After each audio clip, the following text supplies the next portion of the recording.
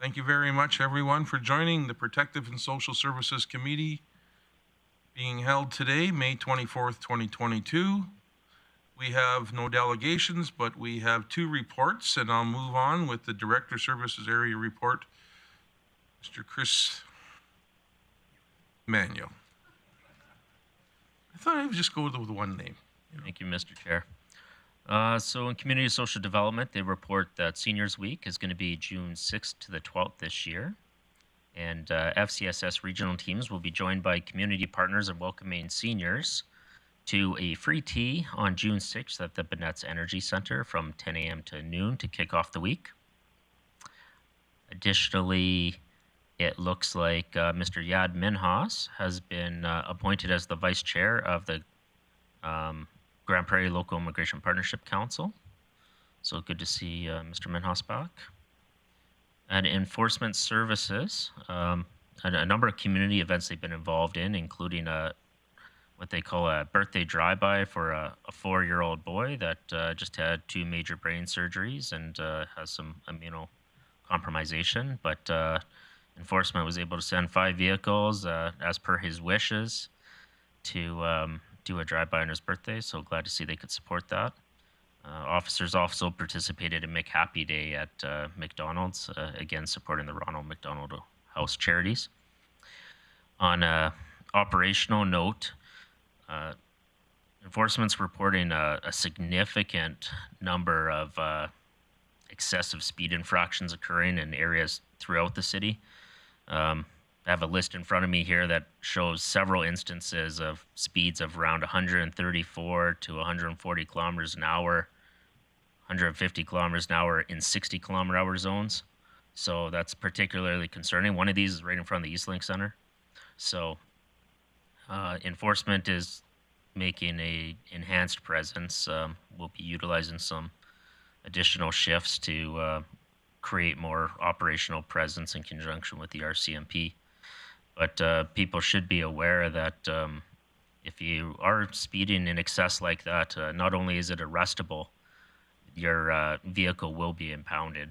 So just a reminder that nice weather, although it's enjoyable, certainly we have to temper our speeding at times. The fire department currently has an open recruitment underway for firefighter positions that are vacant presently. So anybody that has aspirations to be a city firefighter, please submit your applications. And over at the RCMP, they report that the Crime Reduction Unit, in conjunction with the Grande Prairie Municipal Drug Unit and Police Dog Services, conducted a search warrant in a residence near the downtown, and the search resulted in 284 grams of methamphetamine, 187 grams of cocaine, 68 grams of fentanyl, and around $3,000 in cash. An offender has been charged with possession for the purpose of trafficking and has a court date scheduled for May 2nd. And those are the highlights this week. Thank you very much. I got one question. Mr. Berg, go ahead, please. Thank you, Chair O'Toole. Director Manuel, with the excess speeding, is there a general time these are happening? Are they mid-afternoon, evenings, overnight? My report doesn't specifically mention, but I can get a little further information on that. My suspicion is it's probably spread out across the day, but I can get more detail on that. Okay, yeah, thanks. Just anecdotally, when I am in my backyard, it's generally evenings or nights that I hear people rip-roaring around, not generally during the day. So thank you. Mr. Thiessen. Thank you very much, Chair O'Toole. Thanks for the report, Director Manuel. Just following up with the same 68th Avenue question in regards to speeding, but this is more in lines with noise violations. With the enhanced presence of RCMP, or I guess by law enforcement on site to track down speeders, are we going to pull over people with noisy mufflers and other stuff like that, as well as there have been several complaints over the past few months?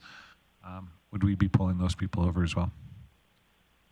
Likely not specifically for the noise, unless there's noise enforcement is extremely difficult to actually enforce. Our prosecution rate on it is essentially zero. We have no success. However, activities associated with creating the noise, such as speeding, stunting, those sorts of things, are what we focus on. And their presence would certainly assist with that. Enforcement is looking. A number of initiatives over the last 10 years have been tried, particularly in Edmonton and Calgary, around how to tackle noise. To date, none of them have proven particularly successful in the courts systems. However, we're also looking at what alternative measures such as engineered solution, light timing, signage, those sorts of things might improve the situation. Okay, thank you. All right. No other questions? I'll move on. We have no correspondence. We have no other business other than. Nope. Yep. 3.2. Oh, yes. Just a little bit. I was so excited about getting the first one done efficiently. Item 3.2, Community Safety Initiative. And who's going to talk about that? Ms. Hughes is here. Ms. Hughes, the microphone is yours. Thank you. Thank you, and good morning through the chair. On December 7th, 2022, committee directed administration to proceed with a public call-out for community-initiated crime prevention initiatives in Q1 of 2022 and report the evaluated results of the received submissions back to committee before the end of Q2 of 2022. With this, administration would like to provide the following verbal update on our community call-out for safety initiatives. Our goal with this initiative was to identify and understand which crime prevention and community safety topics residents value the most and, where possible, implement ideas submitted by the community. Administration would also like to take this opportunity to communicate follow-up assessments on submissions to include a comprehensive review and/or providing information and education where possible. With this approach, our aim is to align with Council's strategic priorities regarding quality of life and engaging relationships while creating opportunities for two-way communications with the public. On February 14th, administration conducted a 4-week public call-out for community safety initiatives. Our team consisted of various city departments such as Communications, Citizen Call Center, Enforcement Services, RCMP, Safety, and others. The engagement included a media release, a series of social media and web page announcements, as well as email notices. Utilizing a software tool known as Salesforce, the public call-out included a series of 11 open-ended questions, which are included in the report. This would assist administration in understanding ideas and how we could best provide a thorough assessment. Results of the initiative were 539 web page views at close, with 16 responses, including a variety of ideas from enhancing safety to crime reduction. Almost 32% were in regards to lighting and neighborhood safety, which include increasing visibility with additional or specific types of lights at crosswalks and neighborhoods, special permits for street parking, accessible parking, play equipment and transportation, supports to include increase in outdoor space usage. 25% of the responses included ideas around homelessness and housing support solutions. This also included the ideas around reallocation of funds to social housing and homeless supports, such as safe injection sites, mental health supports, and peer support programming. 18.75% of ideas included reducing street-engaged activities, enhancing community approaches to root causes, addressing social inequality, creating safe spaces for individuals to access supports, and programs for repeat offenders. 12.5 of the ideas were around snow removal and sidewalk safety. And then in conclusion, we had 12.5% in regards to technology, security, and trauma-informed training. Several of the submissions have actions already underway, while others represent new opportunities. Administration will be following up with each submitter to discuss further actions, and in many cases, some that are already underway. Examples of submissions with actions currently underway include solutions to homelessness and street engaged activities. New opportunities that may be actioned in Q4 include education, increased communications on current initiatives, and other engagement. Ideas that may require further consideration are lighting and crosswalk safety and other advocacy items. Next steps, following our first review, administration will conduct a more in-depth assessment with teams from Enforcement Services, RCMP, Finance, Legislative Services, Traffic Engineering, and other perspectives, which will provide further details regarding community, operational, and financial considerations. All assessments results will be provided to the Municipal Policing Advisory Committee for review. And we will also follow up with those recommendations as forwarded to Council for further consideration. Through this exercise, administration plans to further explore ongoing safety engagement and opportunities, reaffirming that safety is a common thread that the entire organization supports and shares with the community. In summary, administration will continue to pursue further ongoing engagement approaches, including but not limited to roundtable discussions, engagement sessions, utilizing existing committee connections, such as the Municipal Policing Advisory Committee. We will also provide an opportunity for the community to be more involved in safety strategies as we move forward, and to assist in further consideration of ideas that may be included in the future. And that includes my report. I'm open to questions. Thank you. Thank you very much. Was there anyone that had questions this time? The Bosch goes first. Councillor Wendy Bosch, Oiler fan extraordinaire. Please go ahead. Thank you, Chair. My question is there a different avenue, and maybe you have this already, like perhaps on our website, for people to engage in whether they have thoughts on how to, make things better? Or what I find is people typically have interest in a point in time of a situation that happens within their lives, right? Or they're talking to somebody. So a 4-week engagement process to result in 16 people when we have 70,000 people in this city doesn't seem like a fulfilling number to me. So if there was some sort of portal on the website that would, have all these 10 questions where people can ask and submit their ideas, I wonder if you would get more interaction from the public that way. Thank you, through the chair. Yes, we do agree. Administration has put something on the webpage where you can email Protective and Social Services, so that's pss@cityofgp.com.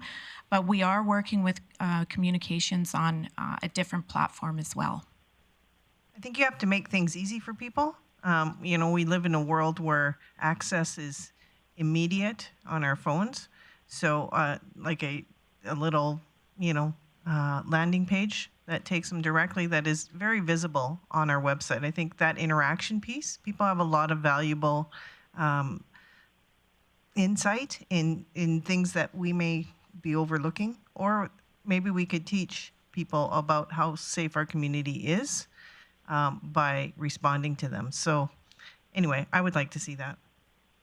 All right, thank you. Go ahead, Mr. O'Connor. Thank you, Chair O'Toole. Ms. Hughes, I just want to pass on a huge compliment to your department. This initiative, I read all the responses, and in particular, I really appreciated the comments from the department below. And the other thing was the positive steps that you've taken to address and try and meet with some of the people that had concerns. So I thought that was very proactive. Keep up the good work. Yes, that's a kudos, so right on. I see no other questions at this time. Mayor Clayton. Chair O'Toole, thank you for the report. It's good information. I know that this initiative happened relatively in response to council's concerns for some community safety items that we were hearing. And I think echoing some of the comments today, I think that it is relatively easy to for people to participate in engagement with the city. If you go to our website, there's an icon right there. You can click public engagement. From there, it gives you the current items that we're looking for your engagement from. At some level, I think council may want to consider what's more important, a lot of engagement or engagement that's really well subscribed. So I think that, if engagement means that there's fewer items of engagement or opportunities for engagement, but we get a higher community involvement, that maybe that's a better indication of the results. I really love the initiative that we've seen lately with a lot of engagement.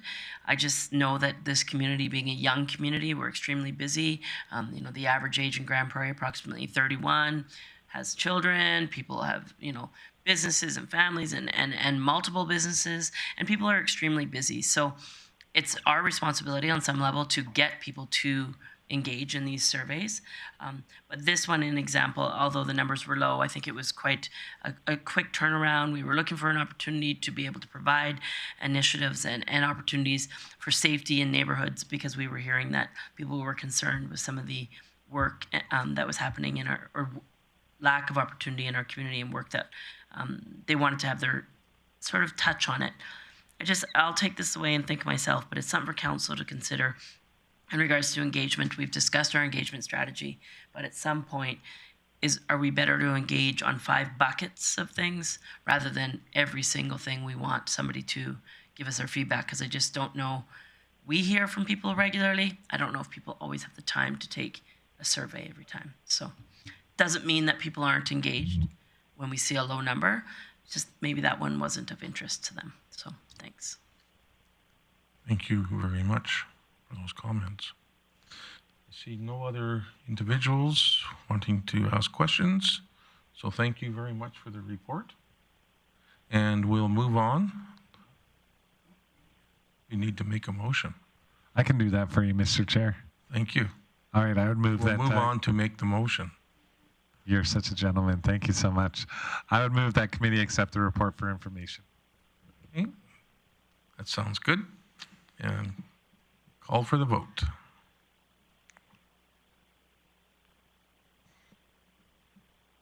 That's carried. So we still have no correspondence, and we have one item of business. It's one that I put on, vehicle window tinting and license plate covers.